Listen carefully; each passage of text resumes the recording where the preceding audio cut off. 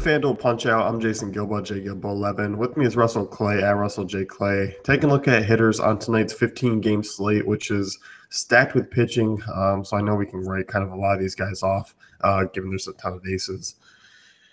Yeah, it's kind of nice in one respect because it makes things a lot simpler in terms of where you're going. There's actually we'll get into the Coors slate, but there's actually some interesting dynamics that go into that tonight. But beyond that, I mean, yeah, I think we can just cross a lot of these teams off, and luckily that's what you look for on 15 gamers.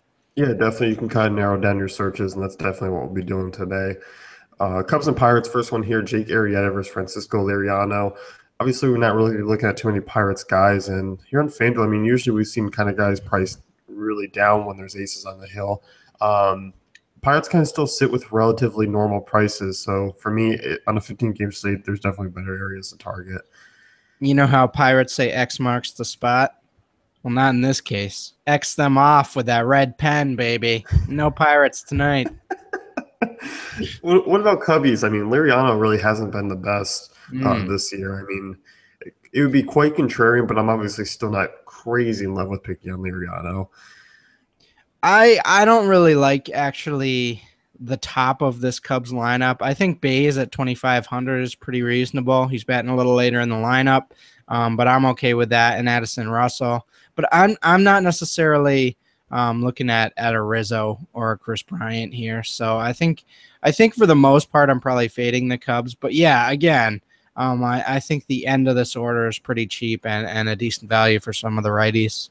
Yeah, I mean, Chris Bryant's not a bad pricing. I mean, 3.6 isn't too shabby. I mean, Anthony Rizzo, I mean, 4,800, that's pretty insane. But I mean, I don't think Bryant's that bad a price. I mean, Wilson Contreras 2 at 2.7, and you look at Liriano this season. I mean, 1.51 home runs per nine to righties, 367 WOBA allowed. Obviously, the walk rate's been super high, but obviously, I mean, still Liriano. I mean, when he has it going, is still not really a guy to target, but he really hasn't done that this year. Yep. So, again, end of the lineup, Bryant solidly priced, but I think the only lefty on lefty I'm paying up 4,800-ish for is maybe a David Ortiz, Yeah. like in a good reverse splits game or something. Yeah, no, I definitely agree. So overall, I mean, Cubs definitely a contrarian move, but overall, not the greatest game to kind of target for offense there. Yeah. Angels and Orioles, Yobaldo Jimenez versus Matt Schumacher, and this one definitely intriguing. And I'm obviously more so on the Orioles side just because they've been a much more consistent offense. I really like some of those prices, and I know Schumacher's been relatively solid, but I do think his home run issues are still troublesome. And I think the Orioles are actually making for a decent stack tonight. I think that's the thing you got to worry about with Schumacher. Obviously, he's pitched well, especially of late, basically the whole year when you really look at it. But at the same time, he does have that home run downside, and this is obviously a lineup that can take advantage of that. So, I mean, even the Trumbos, the Machados, and obviously the Chris Davises of the world are players I'm definitely looking at tonight, even though they are a little higher end. Yeah, I mean, you look at Camden Yards, pretty friendly for home run power from both sides. Everyone outside of Kim in that first five has an ISO over 200 against righties. I mean, that's just the power they bring to the table. So, right. They've been better at home as far as power numbers go, second to Coors. So overall, I mean, I do think that's an intriguing option, especially those right-handers. I mean, Jones at 3K, decent price tag for him. Trumbo at 3.3. And even a Manny Machado, I don't mind paying 4.1. It's kind of a swerve off of Arenado, who's not necessarily in the best spot against Velasquez. So I do think the Orioles should be a popular team to target tonight. As far as the Angels go, Ubaldo Jimenez has been bad, but I don't know. I mean, I can't see myself using a ton of them. This feels like a night where the cafe value pops into the optimizer, Mike Trout automatically into every lineup in the outfield, and you sort of just roll with him. I think that's a pretty reasonable option. Obviously, he's 49, so that's super expensive, but certainly a lot of upside against Ubaldo here. So I like him as a one-off. I like Cole Calhoun too. But yeah, like you mentioned, as a stack, probably not all in on them or anything like that, especially on a slate like this. Yeah, and I mean, I look in Calhoun. I mean, I do like that matchup quite a bit. Yuval has a struggle with lefties. 423 WOBA this year, 1.87 home runs per nine. Obviously, great ballpark for lefties, but 3.9 is a little expensive. I mean, I do think Calhoun and Trout Yeah. are kind of the only options there for me. I wish things were kind of priced a little bit downwards there. Right. Like, say everyone was down 500 more, honestly. Yeah, I'd probably be much more in on a stackable situation there. yeah, especially with all the high price pitching, I can't see myself using Angels with them. Yeah, exactly. Tigers and Blue Jays next one here. You got Mike Pelfrey versus Jay Happ, and Toronto is, Oh you boy. know, an offense that's projected for big time production tonight, and understandable against Pelfrey. Middle of the road right handed arm, struggles with both sides of the plate. So obviously you're looking here, and the usual suspects are in play, but I also like some of those back end guys who carry a little bit more value. Yeah. I mean, he is bad, but again, he's not as home run prone as we want him to be, which is kind of annoying. I definitely like the 1 through 4 stack in this lineup, though, even though it is expensive. I think that could definitely pay off. And as you mentioned, I think Tulowitzki, and even a Pilar, are solid options, later in the lineup. Yeah, I think so too. And then, I mean, obviously Saunders is starting to come around a little bit more. Ezekiel Carrera, 3-2 leading off is a solid option. And then Donaldson and Carnacion, I mean, I do think they're definitely in play. We know their upside and what they can do. They're always in play. And against Pelfrey, who's allowed a 368 WOBA to righties this year. Yeah, I mean, you can definitely toss them in. It's just a matter of paying down for pitcher that you're going to have to do that with. Right, exactly. So that's the only thing. As far as the Tiger side goes, Jay Happ, I mean, has been respectable this year. And you just look, I mean, righties haven't really gotten to him a ton, just a 303 WOBA. I still don't mind some of these guys. But overall, I mean, it's not my Yeah. favorite offense, but I know they can go off at any given time. So obviously, I still think the righties are certainly in play, but I'm not quite as high on them as maybe I would be in the past. Yeah, you like Cabrera. 3,300 is a pretty solid price for him, but I agree. Not. I think you're gonna need some upside if you do pay up for hitting tonight. So I don't necessarily see the upside with this Tigers lineup. I do like Cabrera and Kinsler a little bit, but beyond that, I think you're kind of fading I mean, them. for me, I mean, I don't mind adjusting up to a 3-1 or a maybe at 2-7. Just because I mean they've hit lefties pretty well, decent ballpark, a little bit cheaper options in comparison to you plug in a Chris Sale or Jose Fernandez, you're sitting with about 28, 3,100 left over. So those guys kind of just fit right in that range. Right. So overall, I mean, still definitely going to be a popular game tonight, and obviously the Toronto side much more friendly. Yeah, definitely. Rays and Red Sox here. Chris Archer, Rashawn O'Sullivan, and I mean the Rays offense has been kind of Hmm. frustrating. I think we've talked about them quite a bit of late, and in good spots, and they haven't really gotten the job done. And tonight, I'm definitely heading back to the well with some of these guys, just because when you see Sean O'Sullivan on the hill, the guy definitely prevents or provides you a stacking option against, and I do like Yeah. these guys quite a bit.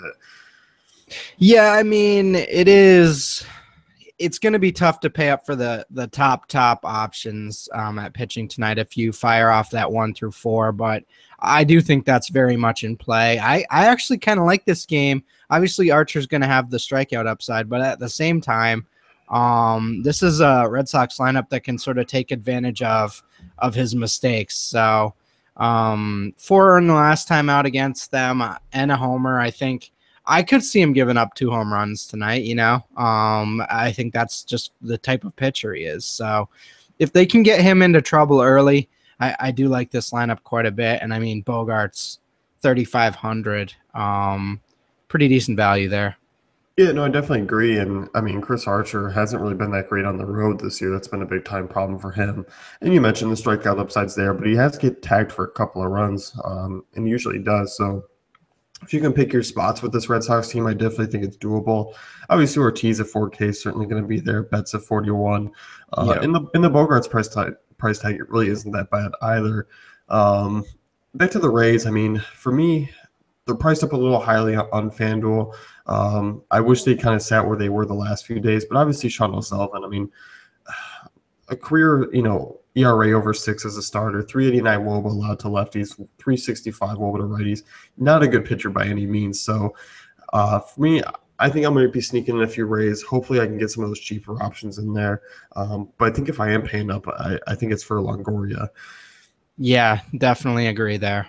So overall, I mean, I'm with you. I think that game could be a friendlier one to target tonight. Fun, yeah. Yeah. I mean, I think in terms of options that you can be contrarian and pretty confident with, I think that's a decent game to target.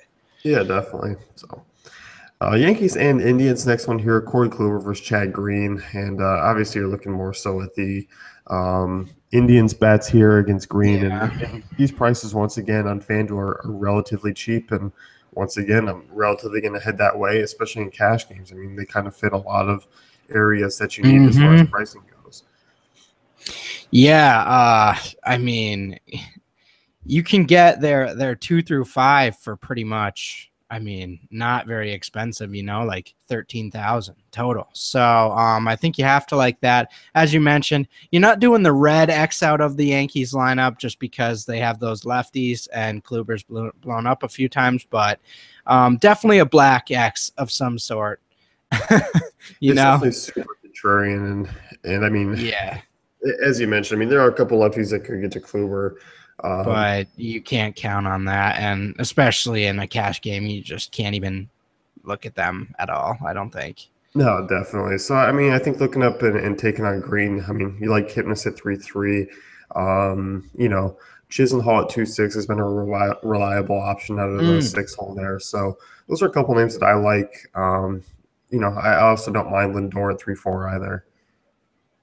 Yeah, definitely. As I mentioned, that 2 through 5. But yeah, if you really want to hone in on it and just sort of strip it down, Kipnis and Lindor are really the two out of that grouping that I'm really looking hard at.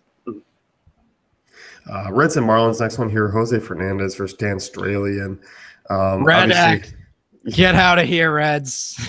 Well, I mean, Fernandez for me, I mean, I'm looking to use him quite a bit tonight. Expensive, but definitely a guy who I think is going to pay off that price tag. And these Marlins bats, I mean, kind of depending on where you look here, they're not that badly priced. I mean, you look at Straley, I mean, he's had a couple blows. He's been relatively solid every now and then.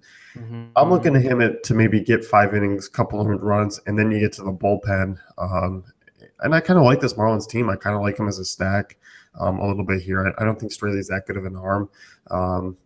So for me, I mean, I kind of like those prices there.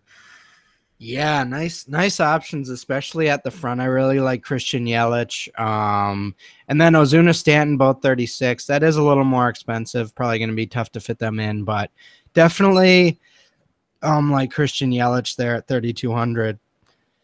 I mean, yeah, I mean, you got to think, I mean, here, Cole Calhoun more expensive than Stanton and Ozuna.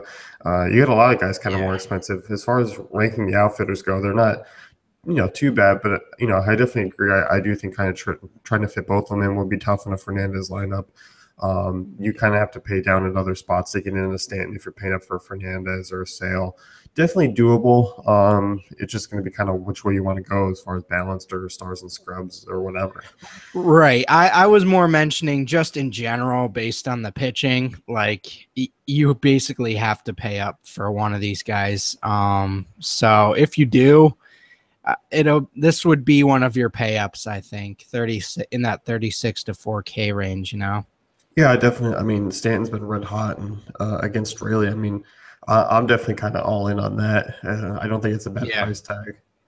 Definitely. So, Derek Dietrich, I mean, 3,300. He's a guy who I like more so on DK. We'll talk about kind of there a little bit more just because he's a bit cheaper. 3,300, he's been hitting well, hitting leadoff spot, definitely good value. So if you are paying down, I mean, and you have that kind of extra cash, I don't mind him either. Yeah, for sure. I mean, that 1 through 3 are all relatively strong values, in my opinion. So I think they're all in play, and actually more in play, in terms of really paying up. But yeah, obviously the real upside is Ozuna Stanton.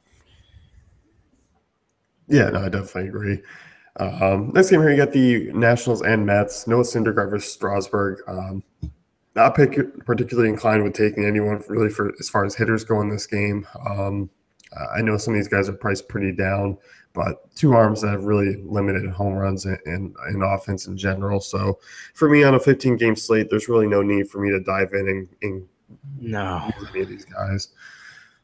No, and unlike NBA or NFL, like you're not going to be that guy that gets on the leaderboard like just because you play this game. You know what I mean? Like even if this was the first game and like you could get ahead and be that guy in first just because you owned everyone in the first game. This is the Don't be Thursday that. night football game of the slate Yeah. here.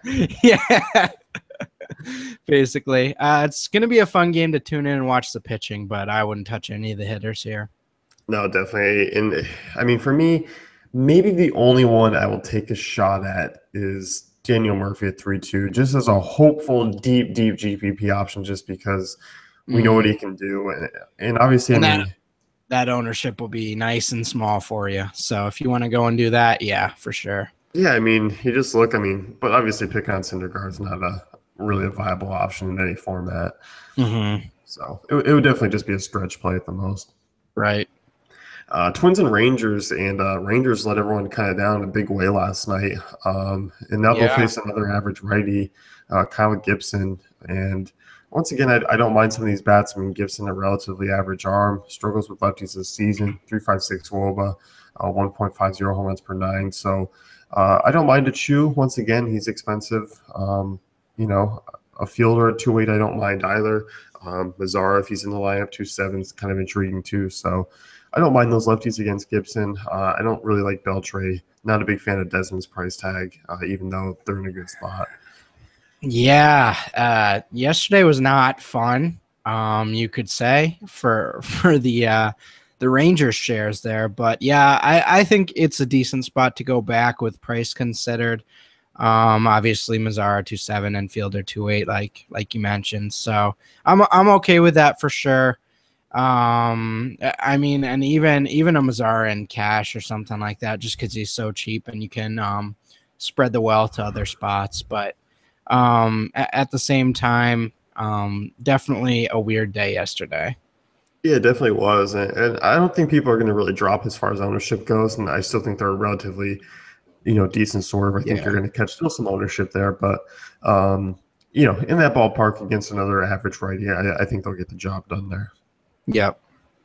What about the Twins with Cole Hamels? I mean, for me, the bats aren't quite cheap enough. Yeah. But I mean, obviously, Cole Hamels had a rough outing kind of against them earlier. Just in his last start. But I'm not on a 15 game slate. I'm not picking on Hamels with these guys that are priced above 3,500. No, I don't like these prices at all. And obviously you got shelled by them last time out, but I'm not. That's not something I'm entertaining. 4K for Snow against Hamels is like that's tough to pay up for. Maybe as one-offs, but I'm not. I kind of like Hamels tonight, and I know we were talking about this, and maybe he's a guy you fade tonight, but at the same time, I don't think you're touching Twins. No, at the price tag, if they were, a grand cheaper, yeah, I'd definitely be a little bit more in on them, just because Hamels has been a little bit home run prone to righties this year. So for overall, purposes of pitching being high price, I think it's just kind of a stay away. Right.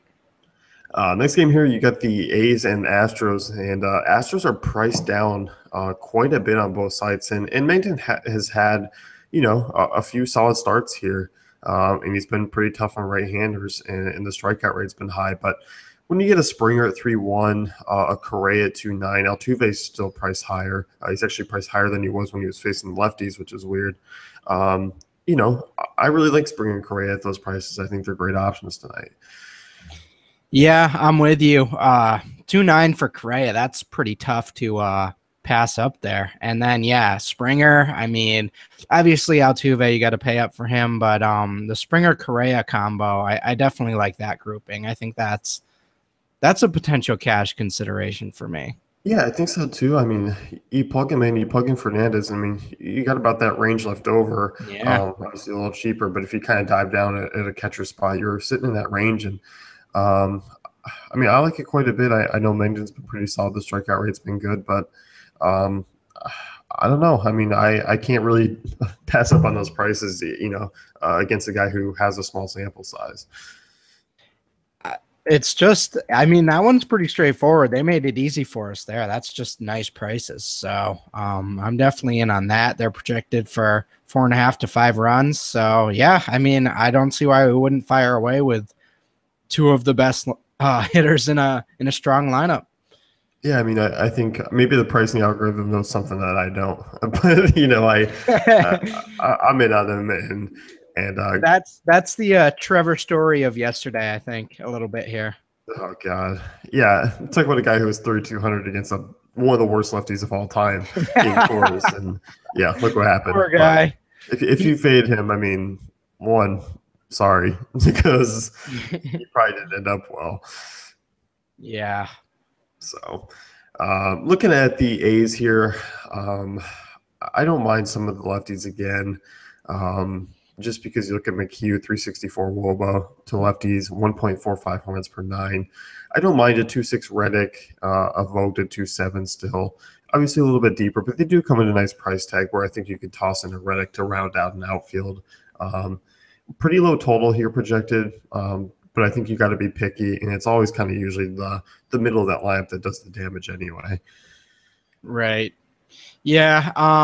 Vote and Reddick, really cheap combo there, and I'm actually okay with the front of this lineup here if you want to throw them in, but kind of as we mentioned, for outfielder, I don't think you're gonna go Coco Crisp over Springer for 100 less. It just doesn't necessarily add up. So.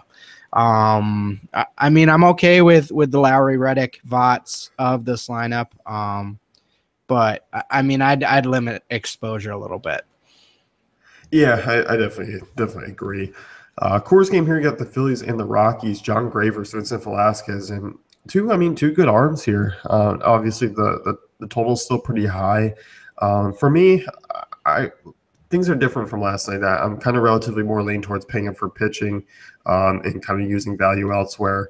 I'm okay with kind of not getting a ton of exposure to this game. Yeah, and if you want to get really weird, this is probably more of a DK thing to throw these guys in as one-offs. You probably can't do it on this slate, but I mean, John Gray 77 and Velasquez 79. I mean, they are pretty solid arms. They are. I mean, that's why. I mean, I don't really like these guys at their prices. I mean, the big three for Colorado, all over 4 or 5. I mean, you can Yeah, definitely see them going off and doing something. But I just feel like, as far as that huge game, I mean, other guys are going to hit homers for cheaper, and I'm going to look to find those guys. I'm going to look to find the guys that are cheaper and have those big games too.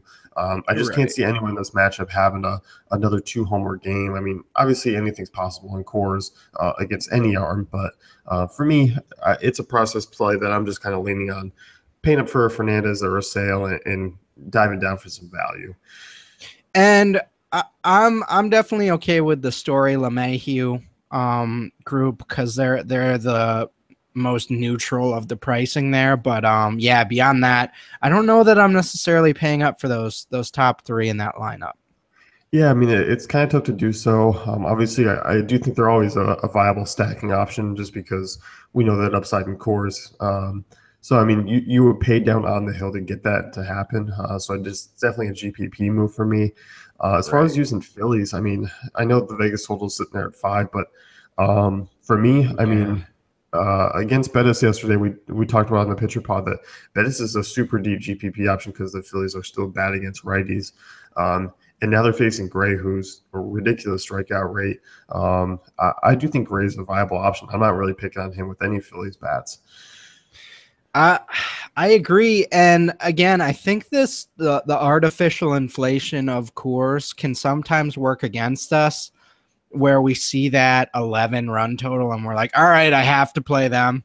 But I don't think that's necessarily the case today. I think we have two decent arms and we can kind of use that to our advantage a little bit and get away from that chalky ownership there.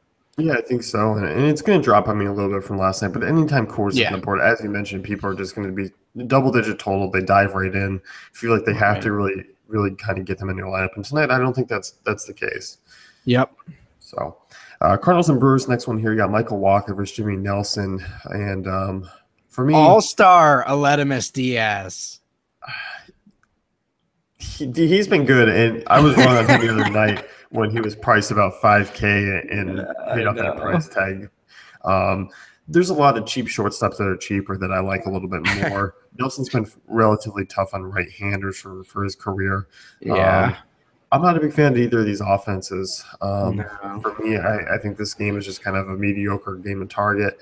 Um, and prices considered, I just like too many other options, even though it's in Miller Park. I just thought that was funny because I saw it the other day, and we've been a pro Aledmus Diaz pod, PADP. But yeah, I think this game's really mediocre in terms of the slate. I think we've ran through about 4 or 5 games already that are super appealing in terms of either value or upside, and this one I just don't necessarily see it. I mean, if Greg Garcia is sort of sitting there at the min and batting leadoff, I'm in on that. But beyond that, I just don't necessarily see the upside with the Cardinals. And then on this slate, I'm not targeting Waka. Maybe on a smaller slate, if you play that, it might be something to look into. But on this full slate, not something I'm intrigued by. No, me either. And I mean, obviously, the Cardinals' offense in Miller Park does have some potential, and super deep GPP options like Diaz, Holiday, Piscotty, Adams, there 2, 3, 4, 5. I don't hate, but I don't see myself getting really any exposure to tonight. Yeah. So, Braves and White Sox here, and obviously we can chalk out those Braves bats against Chris Sale. Oof. But the White Sox are projected for over 5 runs according to Vegas. They're really cheap options here. Um, Yeah. Matt Whistler, I mean, obviously does have some blow potential.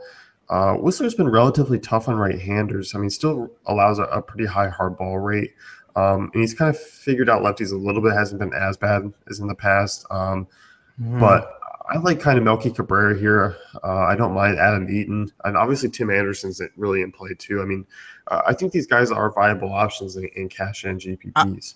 I'm going to say as well, does it really matter what Jose Abreu does if he's 2,800? Yeah, no, it definitely does. You know, like those top 3 in that lineup are something that's very intriguing to me. And like you mentioned, I'm not necessarily targeting Whistler, but this might be one where I trust Vegas over what I'm looking at in the splits here. So I think you can sort of evaluate that for yourselves. I might be throwing in a tournament lineup with that top 3 in there. Yeah, I think so. I mean, stacking wise, I mean, the Abreu price tag 2-way. Obviously, you want all the production you can out of your first base, and he's been pretty lackluster this season. I don't Yeah. mind him still. I mean, obviously, Vegas run total is in agreement that this White Sox team could go off. Um, I guess I'm more intrigued with more of the consistent options from this game. I mean, I'm not a big fan of Frazier at that price tag. Um, but Eaton, Cabrera, and Melky, I really don't mind there. And obviously Abreu, if you're going in that stack on FanDuel, is definitely kind of that plug and play that needs that piece. So 1 Right. through 4 are definitely viable options tonight. Definitely. And yeah, you don't X the Braves out. You literally rip them off the map and you don't go on that voyage, you know? No, definitely not against Chris Sale. None of those guys are in play, and Yeah. they're priced down for a reason. Yeah, exactly. Mariners and Royals here, Hisashi Iwakuma, Yordano Ventura. Um, 2 guys that have been up and down this season. Ugh. I don't mind Yeah. this Mariners offense as far as it being really contrarian. I mean, yes, their price tags sit a little bit Yes. higher, but I still don't mind, the usual guys like Cano and Cruz. I'm not really on Seager, but I think the 2 bigger names are still there for me. This is like a nice dinner that's been sitting out for a little while where I still like the Mariners offense, but at the same time, it's a little lukewarm, you know. I'm not totally feeling it on this full slate. So definitely like Cano, Cruz, Seager, and they're all reasonably priced. So definitely like that. But at the same time, they got some tough competition on this one. Yeah, and that's the thing. Full slate, you're kind of leaning towards some other teams there, so that kind of what's going to make them a little bit contrarian tonight, because I think a lot are going to be in similar thinking. Hmm. Obviously, not the greatest ballpark for power either. As far as the Royals side goes, I mean, I can see them kind of Mm. getting to Iwakuma tonight. I mean, Iwakuma's been hit hard by lefties this season. 374 WOBA, 1.36 home runs per nine. Um, so I mean, I don't necessarily mind a Hosmer. Gordon's too expensive for me.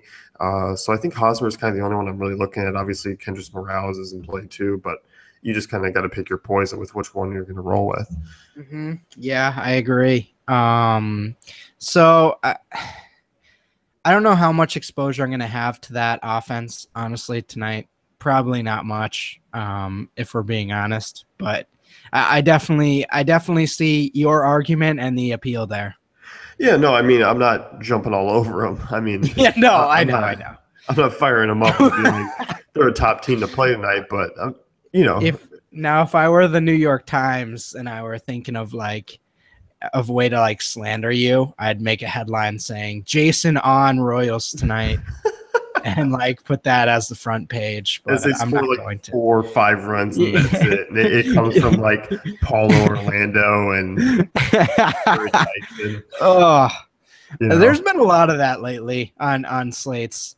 And it's been a major bummer where you just go look at the box score. Oh, they have 6 runs and yeah, oh, it's the 8 hitter.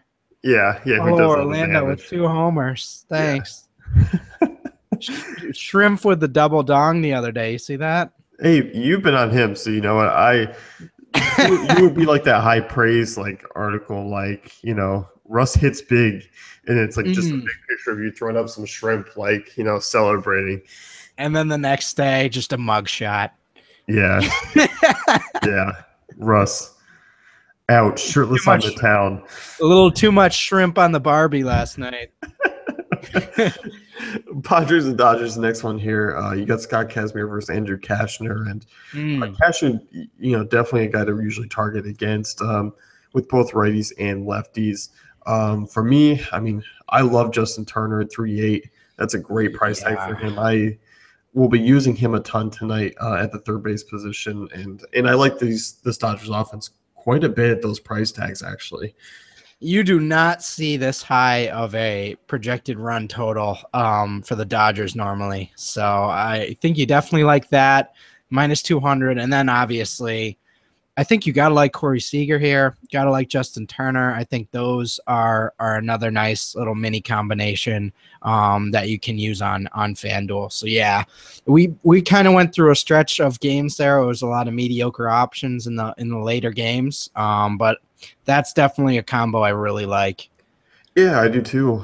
Those are great price tags. So I do think Seager Turner are definitely intriguing.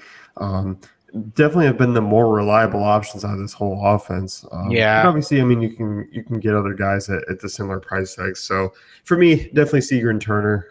Don't really see myself kind of using anyone else there. No, and I actually kind of like Casimir as the contrarian arm. So I'm not necessarily targeting Padres tonight. I don't think. I feel a little bit differently. Ooh, what do you got? I look at Casimir. I mean, coming off his last start against the Padres was kind of average. Didn't seem right. I mean, obviously the walks were an issue.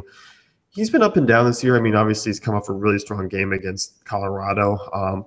But I mean, the Padres are not an easy out against lefties. I mean, yes, they still strike out a ton, but I may be riding that high, guys. I may have used him that night, and now my perception of him is like super high. But I'm still excited about him tonight. yeah, I mean, obviously the strikeout upside's there. I mean, 24% strikeout rate. But you look at the Padres. I mean, they're almost identical with the Red Sox outside the strikeout rate against lefties this year. I, So I'm gonna give Yang a call. See if he can, scrounge up some bad at bats for me, and maybe have him talk to Will Myers for me, and then I think we should be all set. I mean, I'm just looking. I mean, 1 through 5, some tough right-handers that are good against lefties. The 3-2. Let's give some Padres some love from Vegas. I mean, sure I that know. is the floor for runs, but also, I mean, I think don't be surprised if Casimir does give up 4, 5, over 6 innings or so. Yeah, I think you kind of replace if you just had like you replace the names and you just had team A versus team B and you looked at this money line and these run totals, you would be like, okay, I guess this is a pretty decent pitcher on the hill. And I guess that's kind of how I'm looking at it, you know? Yeah, no, I mean Casimir is a decent arm, and but righties, I mean, have gotten to him at times, so I think that's where I'm looking Yeah. at that I'm you know Fading. yeah, I mean I'm not. I'll probably have a share or You're two of Casimir you're on DK. you're Xing him out, ripping him off the page, I'm just crumpling it up, throwing it out in the non-recycling bin at a Dunkin' Donuts. I'm just saying, yeah, I mean, we're mass guys, so we do the Dunkin' Donuts every now and then. Um, for me, I just do think you don't completely write off the Padres here. I do think they're great GPP options. They're not cash game for me, but I do think they're great GPP options. All right. Well, So, we will tally that up and figure out who won tomorrow. yeah, no, definitely. We will definitely revisit the Oh situation. God, I don't want to. Last game of the night here, you got the Diamondbacks and not the Padres. See, the Padres are on my mind. You got Diamondbacks the and Padres on the mind. Patrick Corbin versus Jeff Samardzija. Um, Not particularly thrilled with this Arizona offense here. Obviously, I still think of Jake Lamb at 3.7 is an intriguing GPP option, just given him hammering right-handed pitching. And also, you look at Samardzija. I mean, hasn't been great against lefties this year. I mean, 346 WOBA, 1.40 homers per nine. So for me, I think Lamb's just kind of that standalone option that I don't mind as in tournaments. Yeah, definitely agree. I really like him as a sort of mid-tier pay up, is how I would describe it. So might not be a night for Goldschmidt. I don't think his price is just so expensive. And other than that, I think I'm pretty much avoiding this team. I think that's just a mediocre matchup. Yeah, I think so too. And as far as the Giants goes, I mean, 3.8 for Posey. I mean, I know it's a Posey, lefty, yeah, but yeah. slightly considered. I don't see myself paying up at catcher one bit. It is a decent option though. Like on nights to pay up for Posey, this is like a 7.5 out of 10. So like it's definitely in play. It's in play.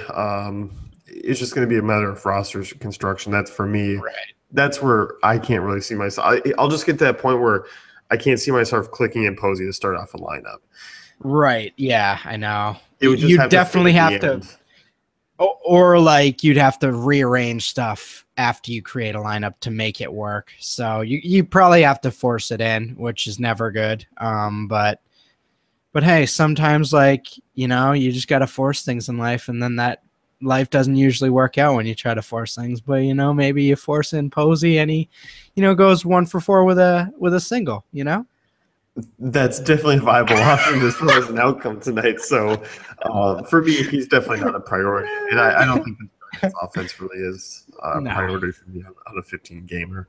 No, definitely not. So that's going to wrap things up here with the FanDuel Punch Out. Be sure to check out DaveFantasyCafe.com for all great tools and content.